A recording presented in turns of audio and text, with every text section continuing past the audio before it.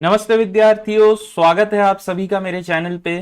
तो आज का जो सेशन है ये हमारा concept through question network theory के ऊपर है। तो आज हम देखने वाले हैं गेट 1999 इंस्ट्रूमेंटेशन का क्वेश्चंस देखने वाले हैं।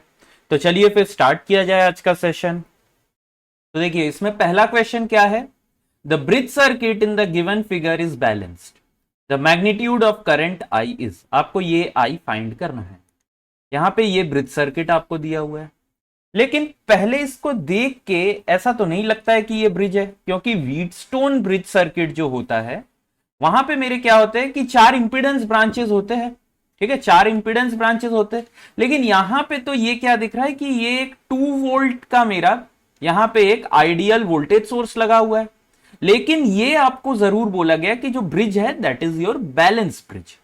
अब इसको सॉल्व करे तो करे कैसे। देखिए अगर इस टाइप का क्वेश्चन आ जाए तो सबसे पहले लिखिए ये मेथड 1 है मेरा। ठीक है, मेथड 1। तो मेथड 1 में अगर बोल दिया गया है कि ब्रिज बैलेंस है, इसका मतलब ये जो V0 है इसका वैल्यू क्या होगा, 0, क्योंकि बैलेंस ब्रिज है तो करंट 0 फ्लो होगा ये वाले आर्म से। तो अगर ये बात है तो वोल्टेज भी मेरा 0। अब एज्यूम कर लीजिए कि यहां से मेरा I1 फ्लो हो रहा है, यहां से मेरा I2। So that means what, I is equal to I1 plus I2, यही होगा according to KCL at this node, है ना। तो अब मैं क्या करता हूं, ये I1 को फाइंड करता हूं। तो देखिए मैं ये वाले लूप में मैं क्या करता हूं, मैं आपका KVL लगा लेता हूं। ठीक है, KVL अप्लाई कर लेता हूं। तो अगर KVL अप्लाई करूंगा तो ये मेरा क्या है, this will be equal to 1 kilo. मैं देखिए हमेशा जब भी किलो ओम लिखता हूं तो मैं 1K लिख देता हूं, है ना, जिससे कि मुझे पता रहे कि ये किलो ओम है। तो 1K into I1 plus 0 minus 2 equal to 0। तो ये क्या आ गया, I1 is equal to 2 milliampere आ गया। ठीक है, तो अगर ये I1 is equal to 2 milliampere, इसका मतलब यहां से भी I1 फ्लो होगा, क्योंकि यहां से तो 0 एम्पियर फ्लो होगा क्योंकि बैलेंस ब्रिज है। तो यहां से I1, यहां से भी I2। अब मैं क्या करता हूं, मैं और एक KVL लगाता हूं ये वाले लूप पे। ठीक है, ये वाले लूप पे मैं KVL लगा लेता हूं। तो अगर मैं इस पे लगाऊं तो यहां से स्टार्ट करता हूं। So this is equal to 4 kilo into I1 minus, क्यों माइनस, क्योंकि मैं करंट के डायरेक्शन के अपोजिट पे लूप लगाया हूं। तो यहां पे minus 2K into I2 equal to 0। इसका मतलब I2 is equal to 2K into I1। तो ये मेरा 2 मिली एम्पियर है। सो दैट मीन्स ये क्या हो जाएगा मेरा, अच्छा यहां पे कुछ गलत हो गया है, ये 2 होगा, सॉरी नॉट 2K, क्योंकि 4K डिवाइडेड बाई 2K तो 2 होगा। ठीक है, तो ये आ गया कितना मेरा, 4 मिली एम्पियर। तो लो I1 आ गया, I2 आ गया, इसका मतलब I is equal to what, I is equal to 2 plus 4, so that is 6 milliamps. Okay, 6 milliamp is your answer to this question. अब ये तो हुआ कि हमने ऐसे क्वेश्चन को सॉल्व किया। अब अगर थोड़ा सा व्हीटस्टोन ब्रिज का हम लोग देखें, क्योंकि यहां पे बोला गया है कि ये ब्रिज सर्किट है, तो देखिए ये क्वेश्चन में मेरे को दिया हुआ है। ठीक है, अब अगर मैं एक ब्रिज सर्किट ड्रॉ करता हूं तो ब्रिज सर्किट दिखता कैसे है। हम लोग सब 11 12 से ब्रिज सर्किट पढ़ते हुए आ रहे हैं। एक सिंपल सा बस ब्रिज सर्किट बनाता हूं यहां पे।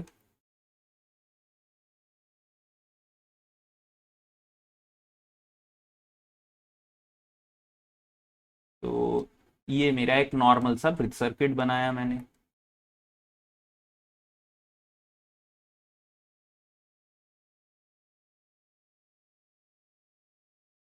तो इसको मैं ले लेता हूं यहां पे 4 resistance R1, R2, R3, R4 और इसको लोड रेजिस्टेंस RL।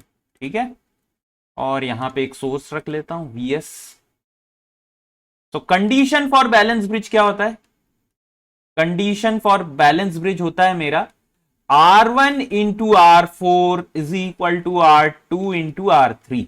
मतलब क्या, अगर मैं अपोजिट आर्म्स के रेजिस्टेंस को मल्टीप्लाई करूं, it should be equal to the resistance of the opposite arms. ठीक है, तो R1 into R4 should be equal to R2 into R3, ये तो हमको पता है। लेकिन यहां पे देखिए ये तो 2 वोल्ट है, 2 वोल्ट है।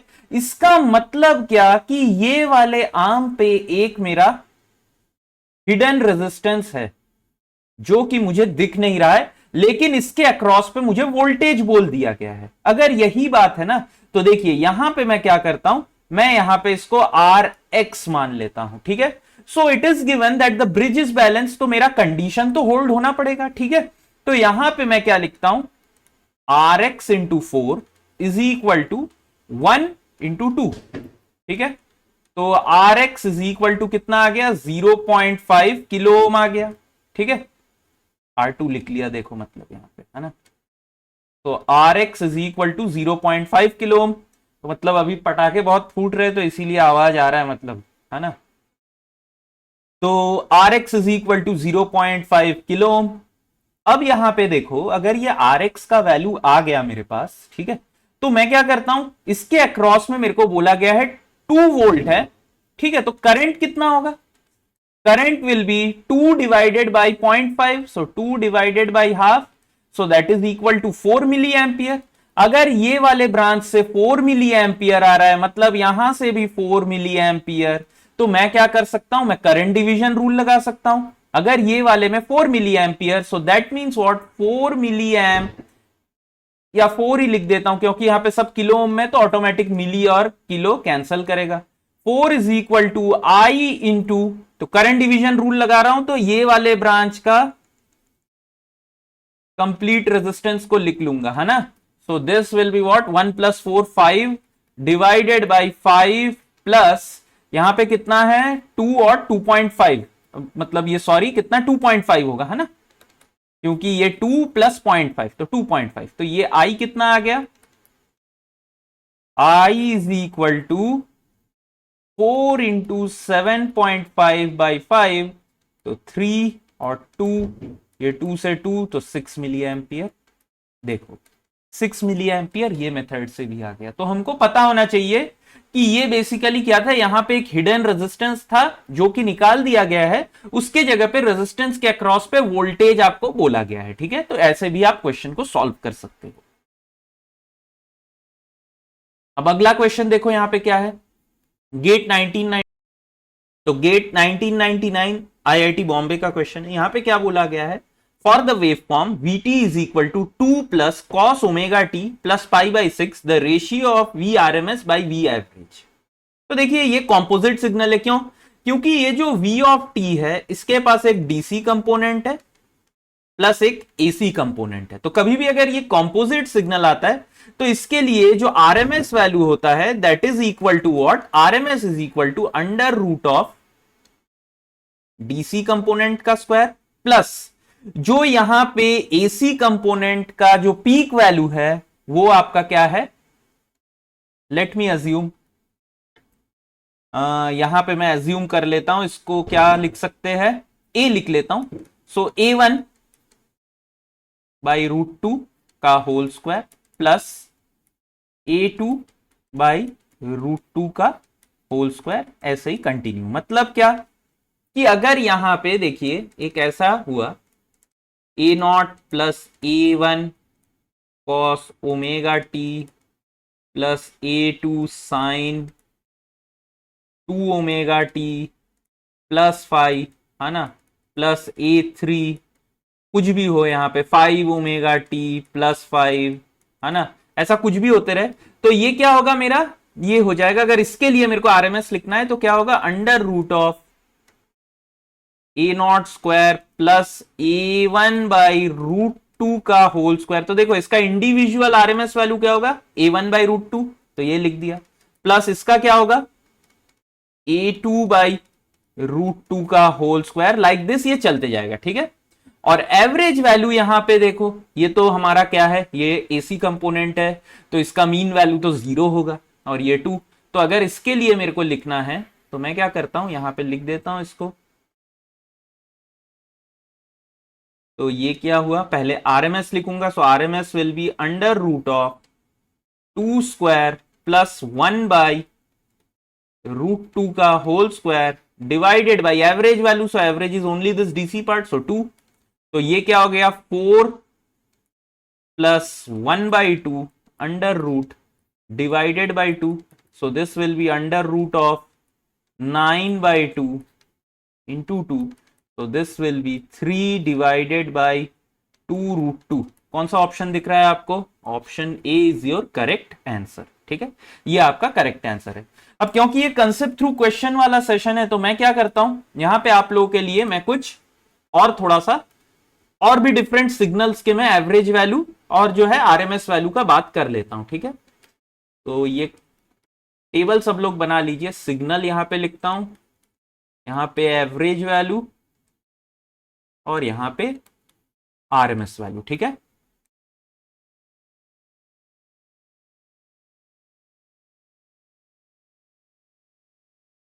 तो जो बेसिक वाले होते हैं उन्हीं के लिए लिखता हूं मैं। तो देखिए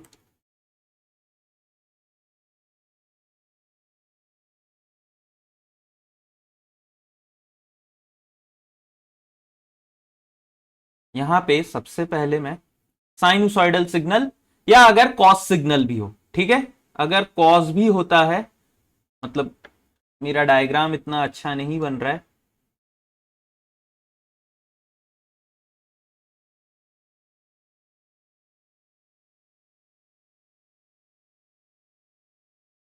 तो मतलब ठीक है, इसको यहां पे आना चाहिए, ऐसे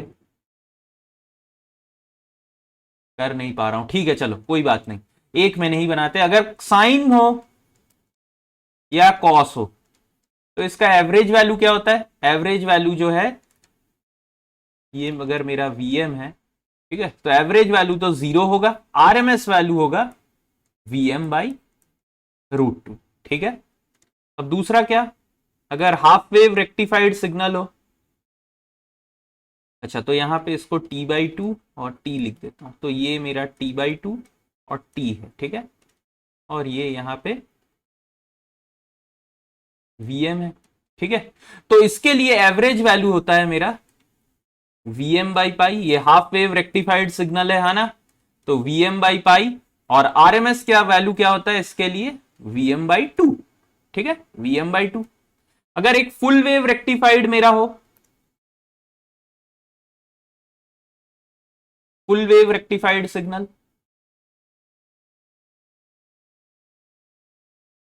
ठीक है, ऐसे, और ये मेरा Vm हो और यहां पे ये T, तो इसके लिए जो एवरेज वैल्यू होता है ये होता है मेरा Vm/π, और आरएमएस वैल्यू होता है Vm/√2। ठीक है, अब अगर स्क्वायर वेव आ जाता है, ठीक है, स्क्वायर वेव,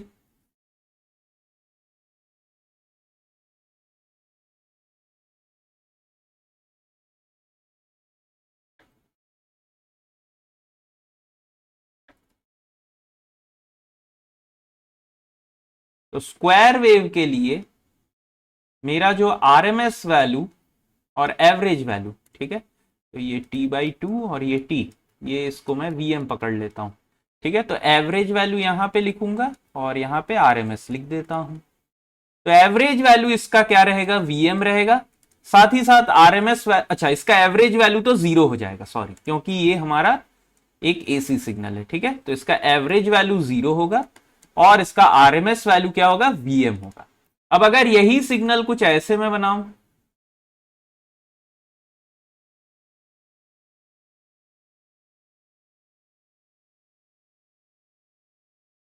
ठीक है, ये कंटिन्यू होते जाए, ये T/2 है, ये T है, तो इसके लिए जो मेरा एवरेज वैल्यू होगा, सो दैट विल बी, ये अगर Vm है तो ये होगा Vm, आरएमएस वैल्यू भी Vm। अब लास्ट क्या है? ट्रायंगुलर सिग्नल, तो ट्रायंगुलर सिग्नल के लिए छोटा सा यहां पे बना देता हूं। अब ट्रायंगुलर सिग्नल अगर ऐसा है, ठीक है, T/2, तो इसके लिए होता है कितना? एवरेज वैल्यू होता है A/2, और जो मेरा आरएमएस वैल्यू होता है ये क्या होता है? A/√3। तो इतना बस पता होना चाहिए, ठीक है, इतना पता होना चाहिए तो हो जाएगा। ठीक है, और ऐसा तो कुछ है नहीं। और अगर कोई दूसरा वेव फॉर्म आ जाए, तो अगर कोई एक सिग्नल मेरे को दिया हुआ है xt, तो अगर मेरे को इसका एवरेज वैल्यू निकालना है तो कैसे करेंगे? अगर ये एक सिग्नल दिया हुआ है तो इसके लिए मैं क्या करता हूं, 1/t integration of 0 to t x of t into D T, या this is equal to area of signal in one time period divided by time period. ठीक है, तो यहां पे टीपी लिख देता हूं, टाइम पीरियड डिवाइडेड बाय ये क्या होता है मेरा टाइम पीरियड। ये हो गया मेरा एवरेज वैल्यू। आरएमएस वैल्यू क्या होता है? तो देखिए आरएमएस वैल्यू के लिए उल्टा जाइए। उल्टा मतलब क्या? Square mean root. ठीक है, तो सबसे पहले सिग्नल का क्या करेंगे हम लोग, स्क्वायर कर लेते हैं। फिर क्या, मीन। अगर मेरे को मीन निकालना है तो मैं क्या करता हूं, एरिया डिवाइडेड बाई क्या करूंगा मैं, टाइम पीरियड, फिर उसके बाद रूट। तो ये क्या आ गया मेरा, root mean square of the signal xt। ठीक है, तो ये क्या है, छोटा सा मैंने बताया कि root mean square, average value, ये सब कैसे निकालते हैं। तो ये क्या था, हमारा सेशन नंबर दूसरा था। तो अगर आप लोगों को अच्छा लगे तो प्लीज लाइक, शेयर और सब्सक्राइब जरूर चैनल को कीजिए। और अगर आप मेरे साथ कनेक्ट होना चाहते हैं तो मेरा फेसबुक का ग्रुप और टेलीग्राम ग्रुप दोनों का ही लिंक डिस्क्रिप्शन बॉक्स में दिया हुआ है। ठीक है, तो चलिए फिर मिलते हैं नेक्स्ट सेशन में। Thank you.